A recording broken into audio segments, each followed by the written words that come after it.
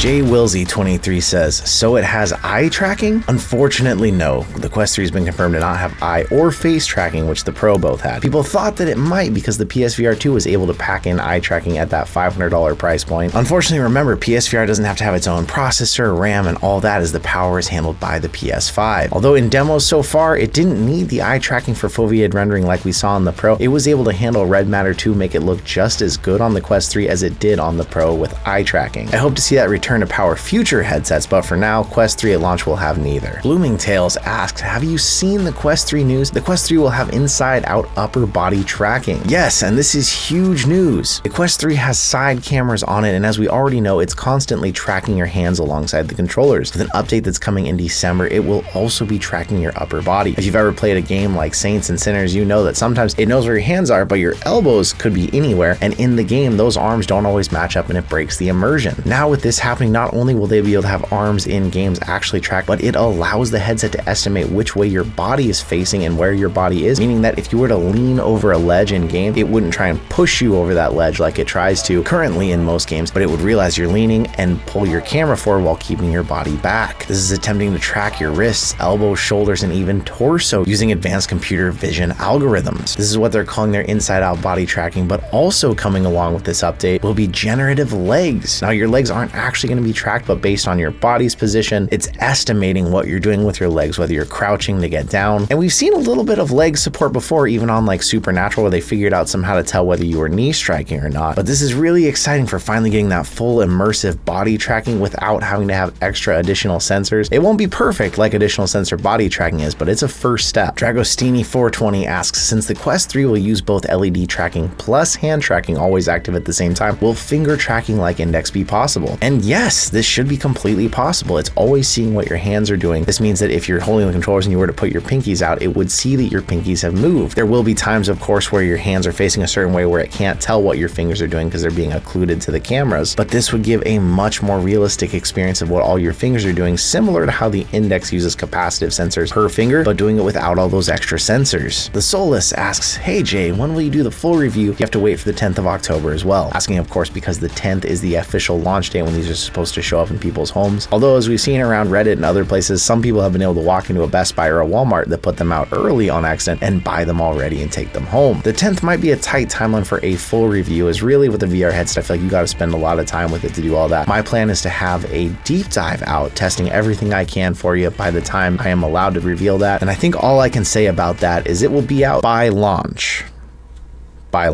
David Betancourt asks, is the tracking better than the Quest 2? We kind of stopped using the Quest 2 because we keep missing combos for no fault of our own. Happens pretty often, usually every other game. Super sucks. Was hoping these would be more like the Quest Pro controllers, but ugh. In all the testing so far, I've got to say it seems like the Quest 3 tracking is almost as good as the Quest 2, which is not nearly as good as the Quest Pro controllers. That's unfortunate. I will say I played a lot of Beat Saber on the Quest 2, and I definitely didn't have issues quite this often, but I did see the tracking issues happen. I mentioned this before, and sadly I think it may be the way we have to go, but it really seems like if you want to be doing the best in Beat Saber possible, the Quest Pro controllers may be the way to go. It is another $300. It's not a small amount. I really wish we'd see a Quest 3 bundle where you'd save a little bit not having to also get those controllers, but there's been no word of anything like that coming yet. They've just said multiple times, if you want the best possible tracking experience, upgrade to the Quest Pro controllers. Brett Nugent was a new VR user, loved the Quest 2 and pre-ordered the Quest 3, said they really like the fitness apps and they're wondering if they should purchase the black silicone interface. They've already ordered the orange extra head strap for the kids, but costs are adding up. I will say here, if you've ordered the orange head strap, that'll be nice to swap out if you're doing a lot of exercise in the stock head strap because you're going to sweat soak that. Something to keep in mind here is the original facial interface and even the orange one. Both are made of a cloth type that are going to allow a lot of sweat in. If you order an orange one for them for the facial interface as well, that would give you the ability to swap in and out. I would say the silicone is a good one to go for exercise, but it does not allow any sweat in, which means all of that sweat is dripping into your eyes and down your face. And some people actually find they really don't like that for exercise games. Your options here, you can make them happy, order another extra one, stick to the stock one yourself and just sweat soak it when you use it, clean it every so often. Or you could go silicone and then they can use the stock one and you can use the silicone whenever you're using it for fitness. Either way, I would say you probably don't want to be using one stock interface, switching back and forth between you exercising and them playing in it. Whether you get a meta one, whether you wait and see what third parties offer, there will be choices soon, so don't feel like you have to get those meta first party accessories. Especially as you mentioned, you're ordering the knuckle straps. Those are the one accessory so far that when I played with all of them, I feel like those ones are pretty great, and those are ones I'm going to be using right out the gate. Ray Garrity says, I've been sitting on the fence for about 18 months trying to decide to get the 2 or the 3. I'm a 70-year-old PS3 4-5 player but never got into VR. Is the 3 worth it or just get the 2? Money's not really a factor at this juncture. Thoughts on which is a better jumping in point? With the new graphics, the comfortability, the lenses, the field of view on the Quest 3, it's absolutely, if money's not a factor, definitely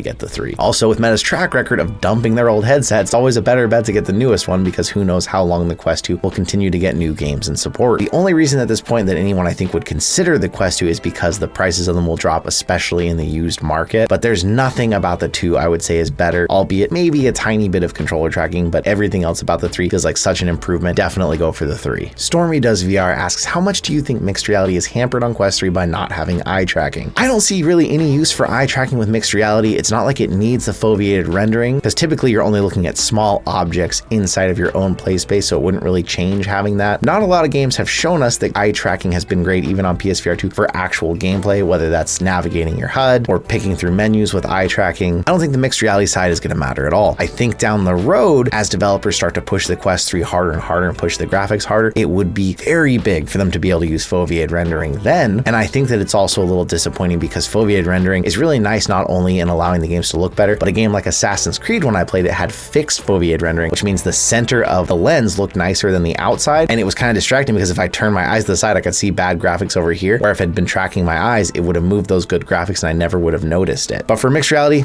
I don't think it affects much. For VR, I think down the road, we'll all be starting to wish they had somehow gotten the eye tracking on there. 80s Holic says, going by the Q2 versus, I think it's supposed to be Q3, screenshot visual comparison, the black levels look much deeper on Q3 and the colors look richer and more vibrant. Does that translate over in person? I will say it seems to be definitely a step up. The blacks still are not inky dark OLED blacks like we see on the PSVR or the Quest 1, but they are much better than the very grayish blacks I was used to on the Quest 2. Feels like it's using the same panels as the Quest Pro. Of course, they're not quite as capable. They don't have the local dimming capabilities, but for a long time, the Pro hadn't had the update to do the local dimming, and it felt like I was looking at a higher definition version of the Quest Pro I had been used to all that time. We don't know what exactly the nits are, but I do think overall the visuals, if you're looking for just brightness and contrast, the Quest 3 feels like a good step up. Just remember there are a few trade-offs with those pancake lenses. There's a little bit of light bleed around the edges of the lenses. It's something that you may never notice, but it was something that I had noticed on my Quest Pro, instantly noticed it on the Quest 3 because of that. Ragnarok GR says they only had the original Oculus Rift. They're thinking of getting the Meta Quest 3 as a PCVR device, mostly playing Beat Saber but waiting to see how good it performs, but that there probably won't be a lot of VR headsets in that price range. Want to know how good the integrated speakers will perform with Beat Saber. Unfortunately, we weren't able to test Beat Saber itself, but I will say in Samba de Amigo and other games we were able to play, the speakers sound much better. They sound like what I'm used to on the Quest Pro, much louder, don't have to turn them all the way up. Unfortunately, they're still not bassy for bass heads out there, but they are a big step up from Quest 2 speakers. I feel like I even kept the volume a little lower than I usually do on the Quest Pro, which is great news because too often in low volume apps, I even had to max it out on the Pro. I think a lot of people out there won't feel like we need an audio solution anymore. They'll play it fine. But if you're someone who truly likes a lot of bass, you may still want some sort of headphones to make that experience a little bit better. Peaches LaRue asks, how much better are the optics? The optics are going to be the single biggest improvement overall when you put this headset on. Pancake lenses are so much thinner, they're so much wider, they're so much clearer that it's gonna feel big. They also don't have those same little lines, the Fresnel lenses that make for the really bad God rays. That means less likely will there be those little lens discrepancies as we saw on the Quest 2, where the lines weren't quite even in spots and made weird images inside. That combined with a new higher resolution screen, the biggest step forward from Quest 2 to Quest 3 is how everything visually looks. And for anyone who's had a Quest 2 all this time, I don't think you'll be disappointed at all by the Quest 3, as long as you actually play some games that will utilize it, because of course some of these mixed reality, more tech demo-y games, you may not actually see that big improvement, but the optics were great. Lazy asks, will there be stick drift on the Quest 3? Obviously we don't know this from the beginning, but I've got to say if I had to guess, I would guess yes. It seems like a persistent issue with the analog sticks that they keep continuing to use in the controllers, that over time a lot of people develop stick drift. This is where some people are opting for those protection plans from Best Buy or other places that will let you trade in any part of it even years down the road. Another option to think about is if these do go out and you were thinking about getting the Pro controllers for upgrade, it is hundreds more dollars, but if you were planning on getting them anyways, maybe that's an option. And of course there's some solutions people have found, like opening the controller and cleaning it, or even replacing the analog stick. I really wish and hope maybe they found some different analog supplier that these will last longer. It's sad that this has been a persistent issue all these years. With all that said, that's a bunch more of your questions out there. There's so many more rolling in. I'm going to do my best to keep answering them all for you as we approach the Quest 3. It's days now. I feel like I can say, I mean, we're less than a week. It's days from releasing, and I can't wait to share everything with you then too. Thank you for being here with me, and I will see you in another reality.